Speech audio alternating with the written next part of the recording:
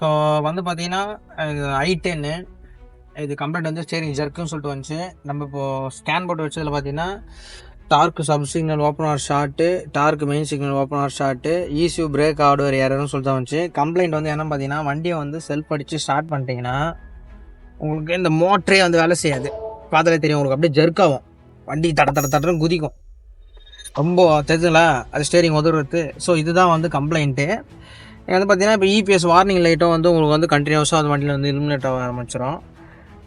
இப்போ நம்ம திருப்பியும் வந்து ரீட் பண்ணால் வந்து ஃபால்ட்டோம்னா இதே ஃபால்ட்டு கூட தான் இருக்கும். இந்த ECU brake system hardware error, torque signal main sub அப்படின்னு சொல்லிட்டு வருதுல்ல, இந்த 2 ஃபால்ட்டு, இந்த ஓப்பன் ஆர் ஷார்ட்டுன்னு சொல்லிட்டு வருது. இதுவும் இந்த ஃபால்ட்டுமே வந்துச்சுன்னா ஃபால்ட்டு EPS தான். இப்போ நம்ம அதை தான் வந்து இவாக வந்து ரிப்பேர் பண்ண போகிறோம். ரிப்பேர் பண்ணி வண்டியில் வந்து போட போகிறோம். ஓகேங்களா? இதுதான் வந்து பார்த்தீங்கன்னா அந்த EPSஸு. ஸோ அதுக்கு வந்து தூக்கி திருப்புளி போட்டு, ஸோ வந்து இதுதான் வந்து EPSஸு. ஸோ இதில் வந்து பார்த்திங்கன்னா நம்மளுக்கு வந்தது பார்த்திங்கன்னா டார்க் சென்சாரு சப்பு ஓப்பன் சர்க்யூட்னு சொல்லிட்டு வந்துச்சு. ஸோ மோஸ்ட்டாக வந்து பார்த்திங்கன்னா இந்த ஏரியா அப்படி இல்லைன்னா இந்த ஏரியா இல்லை இந்த ஏரியா ஃபால்ட் வந்து இது உள்ளதாக இருக்கும். மற்றது எதுவும் நீங்கள் பிரிக்க வேண்டிய அவசியம் கிடையாது. ஏன்னா வந்து டார்க் சென்சார் மெயின் சப்பு ஃபால்ட்டுன்னு சொல்லிட்டுருக்கோம். ஸோ மீட்டரை எடுத்து ஃபஸ்ட்டு ரெசிஸ்டன்ஸ் மோடுக்கு போட்டுருங்க. ரெசிஸ்டன்ஸ் மோடுக்கு போட்ட உடனே இந்த 2 லீடையுமே எடுத்து டச் பண்ணிவிட்டு எவ்வளோ ஓம்ஸ் இருக்குதுன்னு சொல்லிட்டு பாருங்கள். 0.3 தான். இந்த இடத்துல 10ஓ இல்லை 100ஓ அந்தமாரி வந்துச்சுன்னா உங்கள் லீடே வந்து ப்ராப்ளமு. இதை வச்சு நீங்கள் வந்து ட்ரபிள் ஷூட் பண்ண ஆரம்பிச்சிங்கன்னா உங்கள் லீடாலே வந்து என்ன பண்ண முடியாதுன்னா இந்த மீட்டரில் இருக்கிற எக்ஸாக்ட் ஃபால்ட் வந்து சொல்ல முடியாது. சரிங்களா? ஸோ இப்போ நம்ம என்ன பண்ண போகிறோன்னா, இப்போ வந்து பார்க்குறோம், இங்கே வந்து பார்த்தீங்கன்னா 103 அப்படின்னு சொல்லிட்டு ஒரு ரெஸ்ட் இருக்குது. SMT கால்குலேட்டர் போட்டிங்கன்னா 10 கிலோ ஓம்ஸ் வரும். ஸோ 10 அடுத்து 3 வர இடத்துல 3 0 போட்டிங்கன்னா அதான் 10 கிலோ ஓம்ஸாக மாறிடும். ஸோ இப்போ 10 கிலோ ஓம்ஸ் கரெக்டாக இருக்குது. ஸோ இங்கேயும் செக் பண்ணுறேன், 10 கிலோ ஓம்ஸ் கரெக்டாக இருக்குது. அதுக்கப்புறமா இங்கே வந்து பார்த்தீங்கன்னா 60R4. ஓகேங்களா? இந்த 60R4னா ஆர்னு வந்தால் டாட்டு. இப்போ 60.4க்கு 60.7 ஓகே, இதுவும் வந்து அலோபிளாவில் தான். அதுக்கு அடுத்தது இப்போ இந்த பெரிய பெரிய ரெஜிஸ்டர் வந்து செக் பண்ணியாச்சு. அந்த மேலே வாட்டேஜ் அதிகமாக இருக்கிறது. அதுக்கு அடுத்து ரொம்ப காமனாக ஃபால்ட் ஆகக்கூடியதுன்னா இந்த ரெசிஸ்டர் ரொம்ப காமனாக போகும். அதுக்கடுத்து இது 2. இப்போ வந்து இதை நான் செக் பண்ணுறேன். இது வந்து 47K வரணும் அது. So 47K okay. அடுத்து வந்து பார்த்திங்கன்னா இது வந்து 62 சம்திங் வருது ரீடிங்கா, 6.2. இதுவும் வந்து கரெக்டான ஓகேயான வழி தான். ஸோ அதுக்கடுத்து இங்கே வந்து 222. ஸோ 2.2 கிலோ ஓம்ஸ் வரணும். ஓகே, கரெக்டாக வருது. ஸோ அப்போ வந்து இங்கே வந்து செக் பண்ணிட்டேன். ஓகே, கரெக்டாக இருக்குது. ஸோ அப்புறமா இங்கேயும் அப்படியே செக் பண்ணிடுறேன். ஓகே, இது இந்த ஒரு ரெஜிஸ்டர் மட்டும் எப்போயாவது பார்த்தீங்கன்னா ஃப்ளிக்கரிங் போகும். ஓகேங்களா? 32 or 31 கிலோ ஓம்ஸ் வந்து வரும். ஓகேவா? இது வந்து எப்போ வந்து ஃப்ளிக்கரிங் வந்து போவோம். இதெல்லாம் கரெக்டாக இருக்குது. ஸோ இப்போ வந்து பார்த்தீங்கன்னா எனக்கு இந்த ஏரியாவில் எங்கேயும் இது இல்லை. இப்போ நான் என்ன பண்ணுறேன், மீட்டர் கண்டினியூட்டி போடுறேன். ஓகே, கண்டினியூட்டி மோடுக்கு போட்டுட்டு ஃபஸ்ட்டு இந்த கெப்பாசிட்டர் ஷார்ட் இல்லை, இது கண்டினியூட்டி வரணும், இதில் கண்டினியூட்டி வரணும். ஸோ இந்த இடத்துல இங்கே கண்டினியூட்டி வருது, அதுக்கடுத்து இங்கே கண்டினியூட்டி வருது. ஸோ இப்போ நான் அடுத்தது வந்து இந்த ஏரியாவில் செக் பண்ணோம். இந்த ரெஸ்டோர் வந்து கண்டினியூட்டி வருது. அதுக்கு அடுத்தது இங்கே கண்டினியூட்டி வருது. அதுக்கடுத்து இதுலேயும் கண்டினியூட்டி வருது. அதுக்கப்புறம் இதுலேயும் கண்டினியூட்டி வரணும். இதுலேயும் கண்டினியூட்டி வருது. அப்புறம் இதில் கண்டினியூட்டி வரணும். இதில் வரல. உங்களுக்கு பார்த்தா தெரியும். ஸோ இதில் வரல.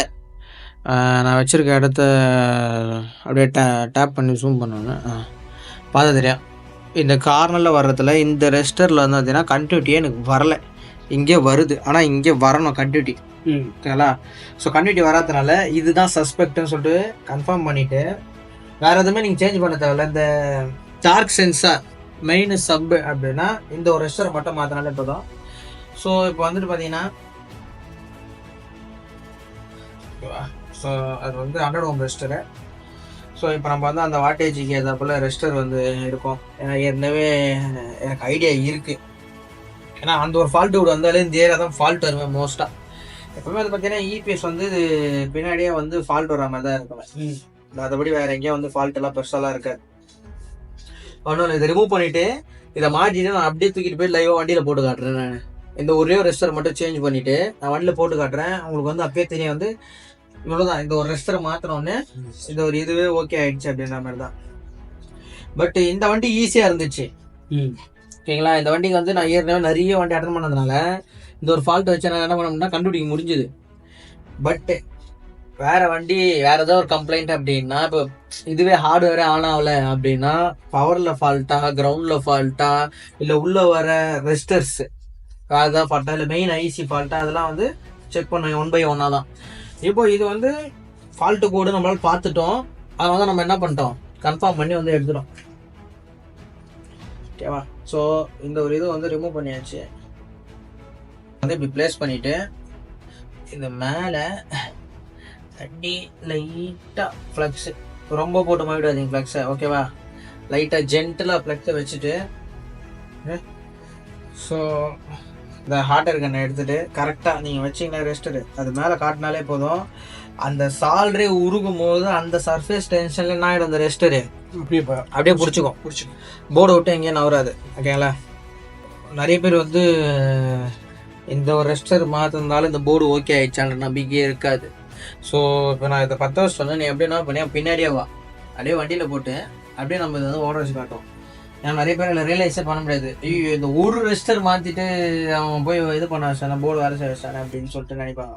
இதில் வந்து பார்த்தீங்கன்னா பக்கத்தில் எந்த ஒரு காம்பனண்ட்டு கூடயும் இது என்ன ஆகக்கூடாதுன்னா ஷார்ட் ஆகக்கூடாது. ஓகேவா, ஸோ இப்போ வந்து நான் வந்து இதை வந்து ப்ளேஸ் பண்ணிட்டேன்.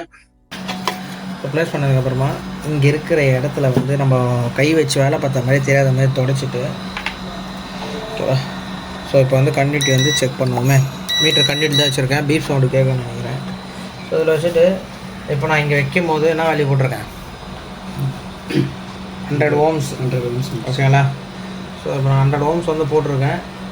ஸோ எனக்கு இது டெஃபினட்டாக இது வந்து என்ன செய்யணும், வேலை செய்யும்.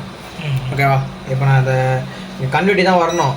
இங்கே 10 இருக்குது, பட் என்கிட்ட 100 ohms தான் இருக்குன்றதுனால 100 ohms தான் போட்டிருக்கேன். இதுவும் லைஃப் நல்லா வரும். இப்போ நான் அப்படியே காட்டுறேன் உங்களுக்கு, நான் அந்த மோட்டர் வந்து வேலை செய்யும். நம்ம டேரெக்டாக வண்டிக்கே போகலாம்.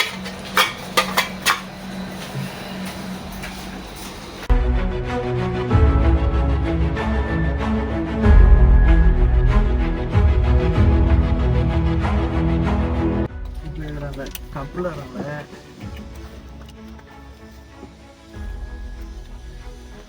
மாட்டிக்கலாம்.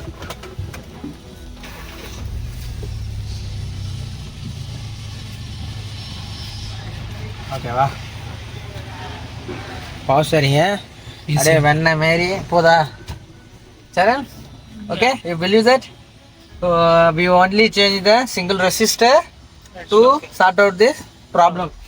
ஓகே, இந்த மாதிரி கம்ப்ளைண்ட்டை நீங்கள் வந்து அட்டன் பண்ணணும், இதெல்லாம் கிளியர் பண்ணணும்னா years of experience. But if you had a idea you will definitely work it well. Okay, it just took me only 5 minutes to find out this problem. வந்தேன், நீங்கள் பார்த்துறீங்க. பட் என்ன சொன்னாங்கன்னா, இல்லை லைவாக பண்ணுவோம், யாரும் லைவாக பண்ணலை, லைவாக பண்ணுவோம் அப்படின்னு சொன்னாங்க. சரி லைவாக பண்ணுவோம் அப்படின்னு சொல்லிட்டு எடுத்து போட்டு பண்ணால். இப்போ வந்து ஃபால்ட் கோடு வந்து ரீட் பண்ணுவேன். ஃபால்ட் கோடு ரீட் பண்ணா சொல்லுது, there is no trouble code. Okay, everything should work as fine. நம்ம சொன்ன இடத்துல தான் ஃபால்ட், வேறு எங்கே பிசு தச்சா இல்லை, அவ்வளோதான். ஸோ இதுதான். ஸோ இதுக்கப்புறம் வந்து பார்த்தீங்கன்னா நான் உங்களுக்கு அது எப்படி வந்து அது ஃபால்ட்டு, அது ஏன் வந்து இப்படி ஆச்சு அப்படின்றத நான் உங்களுக்கு அந்த பேப்பரில் வந்து எக்ஸ்ப்ளனேஷன் கொடுக்குறேன். ஓகேவா.